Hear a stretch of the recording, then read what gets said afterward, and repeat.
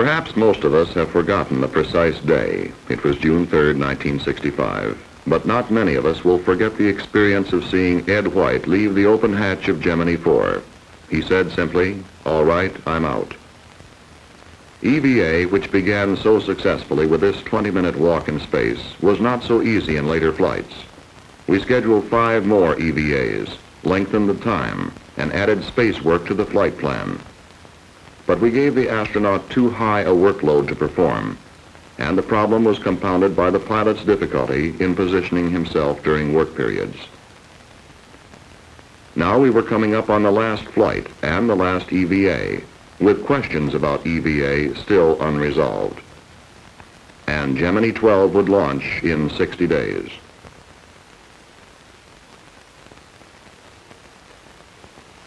Part of the answer may be found under the water of this pool, where we have submerged mock-ups of the spacecraft and Agena target docking adapter. We had done research in underwater simulation of space conditions for some months. Now, for the first time, a flight crew will incorporate underwater simulation into their EVA work training. In an inflated pressure suit, astronaut Edwin Aldrin, pilot for Gemini 12, is weighted with 60 pounds of lead. He is positioned at the prepared Agena workstation by trained scuba divers.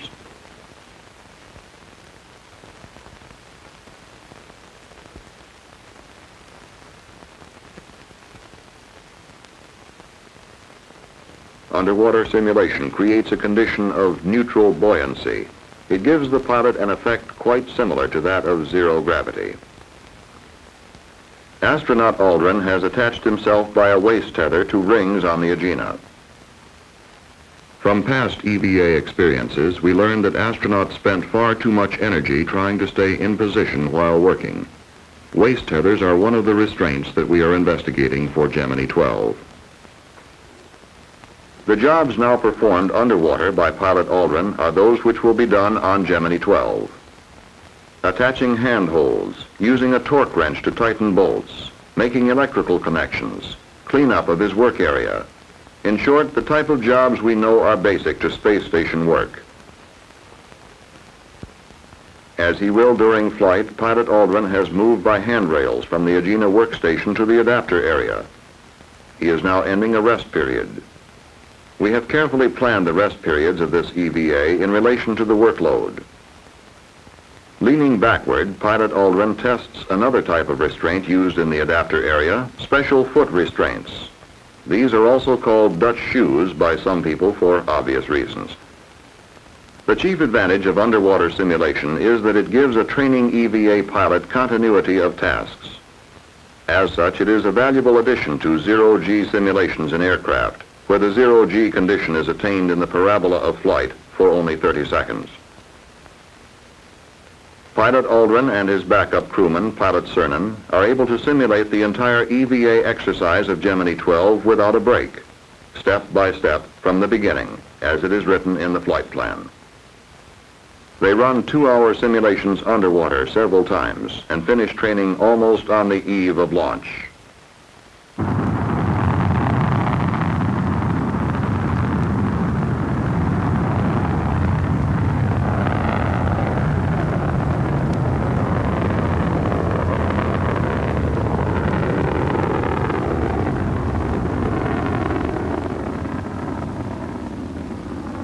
On November 11, 1966, the Atlas Agena target vehicle for Gemini rendezvous and docking lifted off the pad at Cape Kennedy, 7 minutes after 2 p.m. Eastern Standard Time.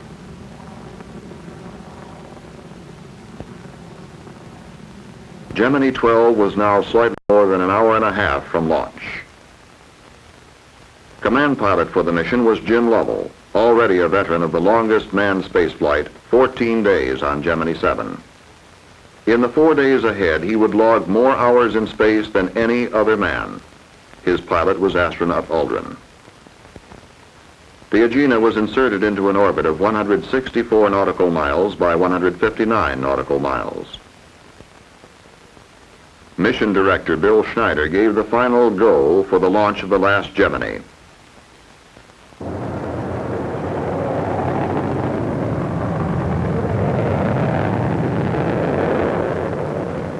Liftoff came at 3:46 Eastern Standard Time. The launch vehicle propelled the spacecraft as smoothly as it had in 11 previous flights, and Gemini 12 was headed for an orbit of 146 by 87 nautical miles.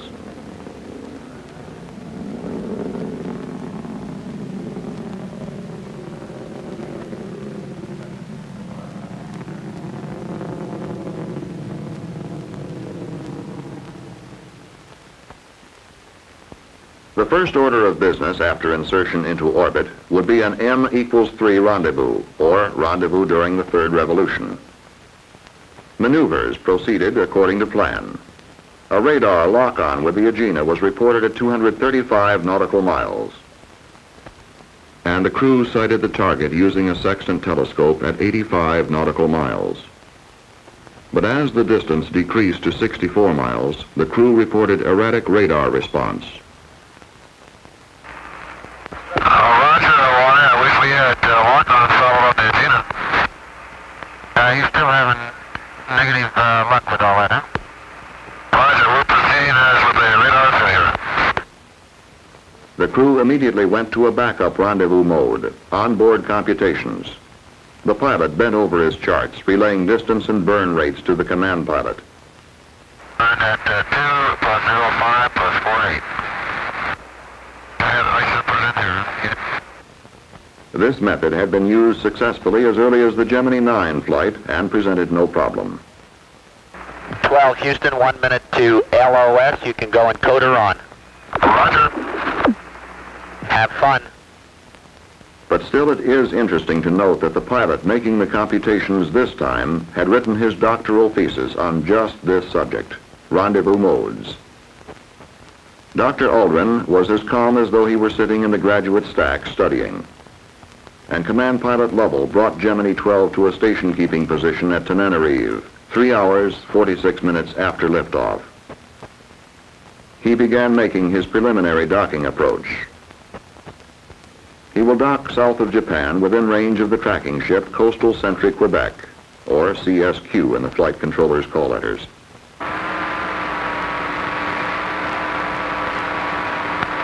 Is he docked, CSQ? That's negative flight.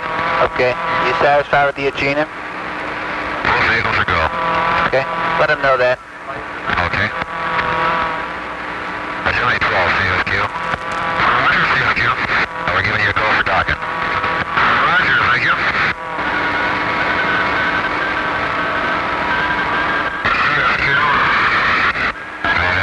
We got dock. Roger. As docking practice continued in the third revolution, Pete Conrad, the Capcom on duty, broached a problem to the crew. It concerned the Agena Primary Propulsion System, the PPS. The problem appears to be one that indicates a possible turbine pump problem. And we're going to give you a go a little bit later on as to whether you can make the PPS burn or not. There had been a momentary drop in the pressure in the thrust chamber of the PPS during insertion. It then returned to normal. But that 1 second drop in pressure was enough to bring the Gemini specialists onto the floor of mission control. The pressure drop could cancel plans for the PPS burn today, which would inject the docked vehicles into a higher orbit of 400 nautical miles. The decision came in the fourth revolution and was relayed through the Hawaii tracking station. Hawaii, you're no-go at the present time on the PPS burn. The big burn, such as we saw on Gemini 10 and Gemini 11, was out for this mission. But the crew was given no chance to settle back for a couple hours free ride, or crack open a good novel, even if they had one aboard. Mission Control came up with a substitute plan. It was this. Tomorrow, Gemini 12 would take photos of the solar eclipse over South America. For eclipse phasing, Command Pilot Lovell would make 2 Agena burns, but with a smaller secondary propulsion system. And one more change. The crew would go to sleep an hour early, but they would wake up 2 hours early. Hawaii bid them good night on the 5th pass, and summed up things to this point pretty well. Been kind of a busy day. Thanks much. that about does it, and flight says to tell you good night. Two major events faced the crew on the second day after they were awakened by the Canary station. Gemini 12, Canary Capcom. Canary, this is 12, well, loud and clear all day. Ah, you're loud and clear. Good morning. Did you have a good sleep? Oh, so, not bad. 2 solid hours sleep, they said. This has been the pattern of past flights. You doze off and on during the first night and settle down to regular sleep the next night. But they were ready. First for eclipse photography, then a stand-up EVA. Gemini 12 was in good position for the eclipse. The command pilot shot time exposures for later scientific study.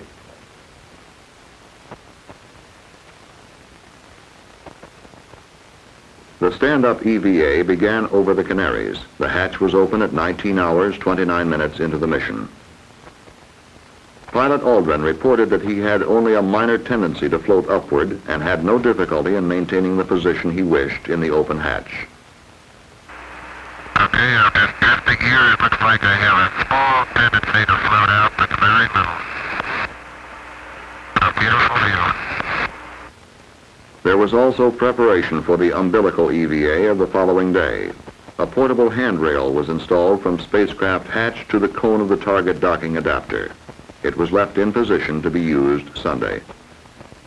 A major portion of this EVA was devoted to star photography, shooting so-called hot stars, much of whose light is in the ultraviolet spectrum. 80% of this is filtered out by the Earth's atmosphere. From Gemini, astronomers can study data unobtainable from the Earth.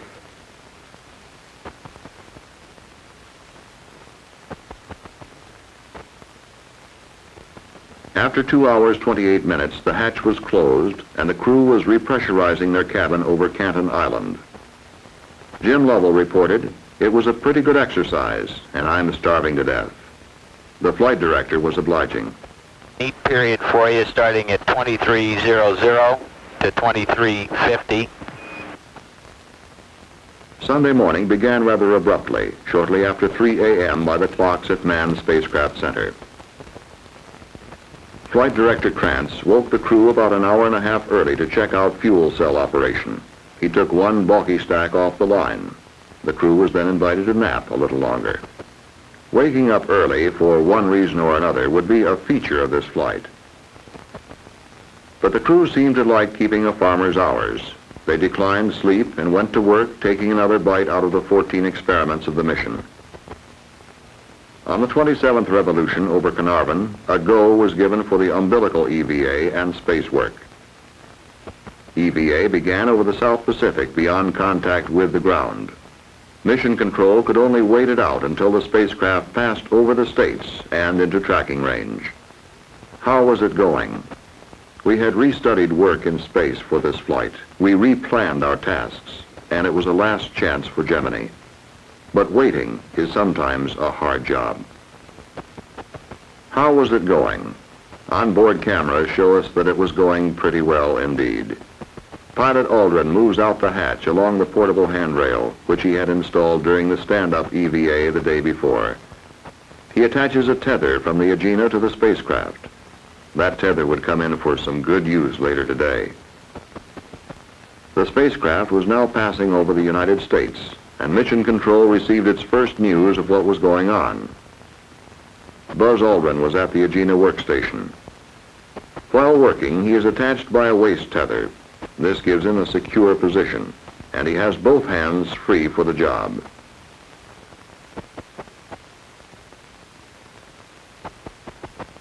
Doctors were counting his heartbeat closely during the work period. So far, it had been pretty much below 120. After finishing up at the Agena workstation, Aldrin makes his way along the handrails to the hatch and a rest period.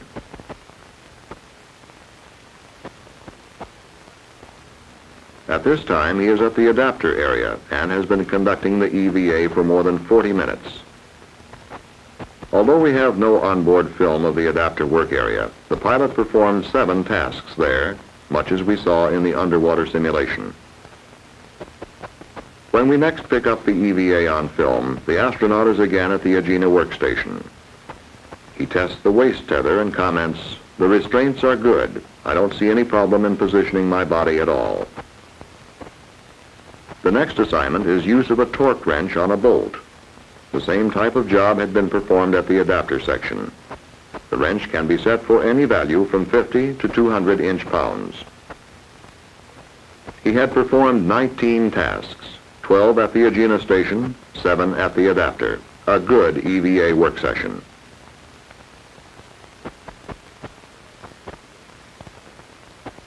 Now, like any good workman, the pilot sets about cleaning up his work area. "Okay," he said, "workstation is clear."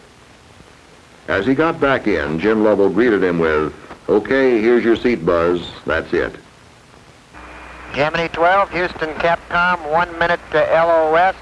New EVA record, beautiful job. That new record was 2 hours, 9 minutes on umbilical EVA. Command Pilot Lovell undocked from his target vehicle 47 hours, 31 minutes from liftoff. He was between stations, between Carnarvon and Canton Island. Command Pilot Lovell is backing off slowly from the target vehicle, pulling on the 100-foot Dacron tether attached to his spacecraft during the umbilical EVA. He will now attempt to extend this tether until it loses all slackness and becomes taut. As expected, that takes a bit of doing at first. The tether whips back and forth and develops loops. But if the command pilot can position these two vehicles on the tether, the one lower as the Agena is, and the other higher as is Gemini 12, there will be a very slight difference in the gravitational pull of the Earth upon the two. Small as it is, this difference may be strong enough to stabilize the spacecraft and the Agena. Now Gemini 12 is in its second daylight pass of this exercise. Jim Lovell has his tether extended and taut.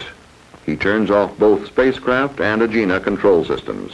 The tether remains taut.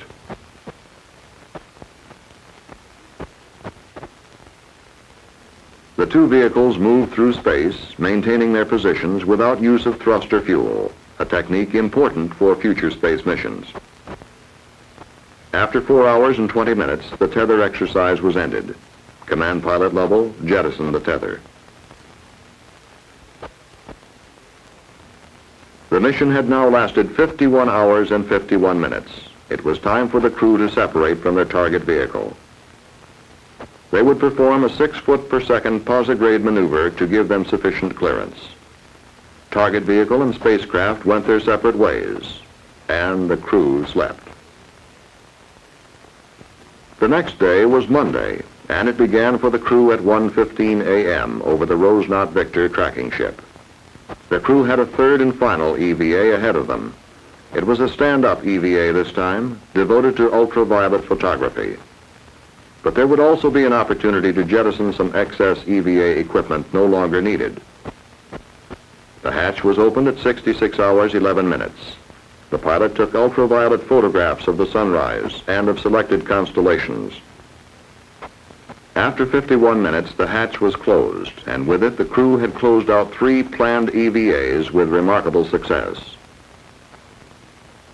Not long after this, Gemini 12 received its flight update for a 60-1 recovery.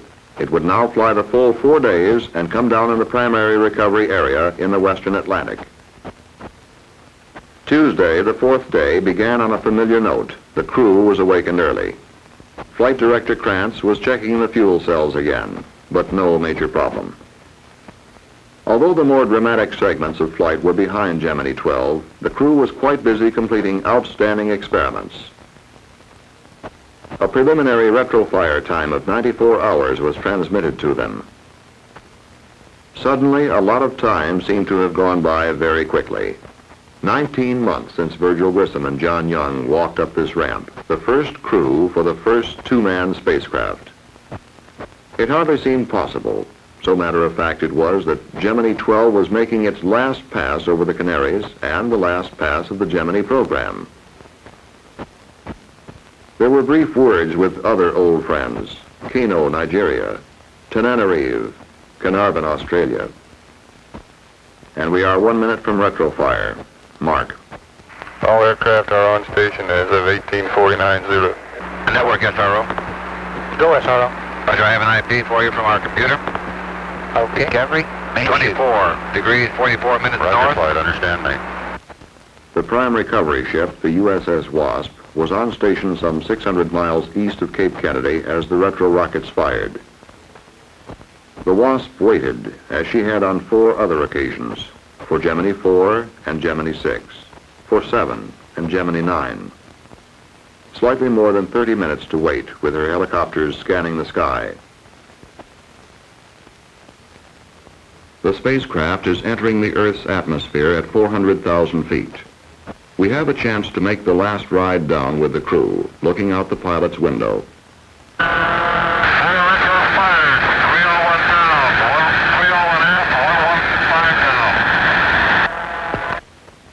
This film of re-entry was shot at 6 frames a second.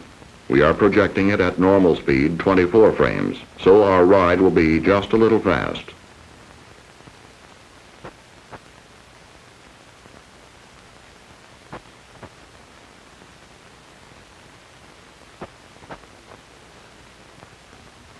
Heat of re-entry becomes intense. Particles flake off the ablative heat shield and fly onto the window.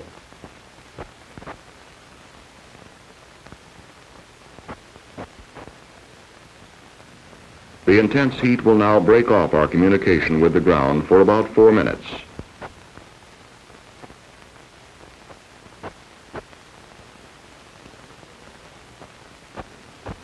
We are midway across the continent, near the Mississippi Delta.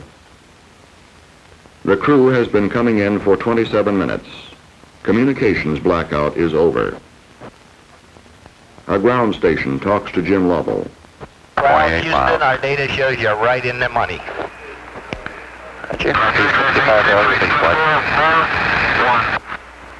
Roger. Less than 10 minutes to splashdown. Main parachute sighted, in full view of the Wasp. Here the Atlantic Chief from the Wasp. They estimate the range of 5 miles to starboard. They see a yellow-orange chute. Estimating altitude 2,000 feet. The slow descent was followed down to the water by cameramen and relayed to the nation by television. Well, Houston, we've got you on the move, too. You look good.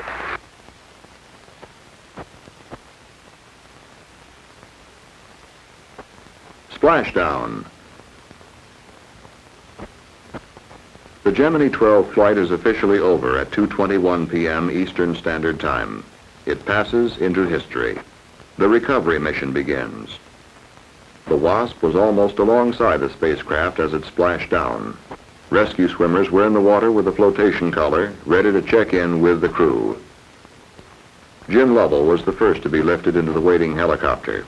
It returned immediately with a sling to pick up Ed Aldrin. Both were soon aboard and receiving the congratulations of the helicopter crew.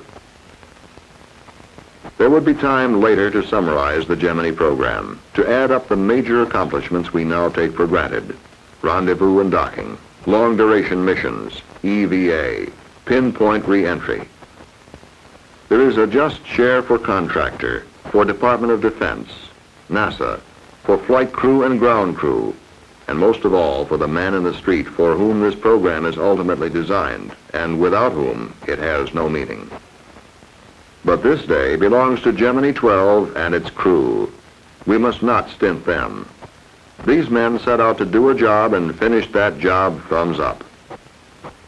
Command pilot and pilot had added 5 hours, 28 minutes of EVA exposure to the Gemini record. Each established his own individual record. Jim Lovell has flown longer in space than any other man, 18 days. 14 days on Gemini VII, 4 days just behind him. Buzz Aldrin set his record of 2 hours, 9 minutes on umbilical EVA at workstations. The crew increased our experience at tethered station keeping after successful rendezvous and docking. Finally, Gemini 12 added 14 successful experiments to the Gemini program, which has collected research data for scientists on every flight. More than 50 experiments were conducted on this program. In the tradition of manned flights, the Gemini mission flag is lowered for the last time at the Manned Spacecraft Center. As it comes down slowly, we hear an echo of the words of the program manager. It is now time to go on to bigger things. And we will be able to go on with confidence because there was this program, and it was called Gemini.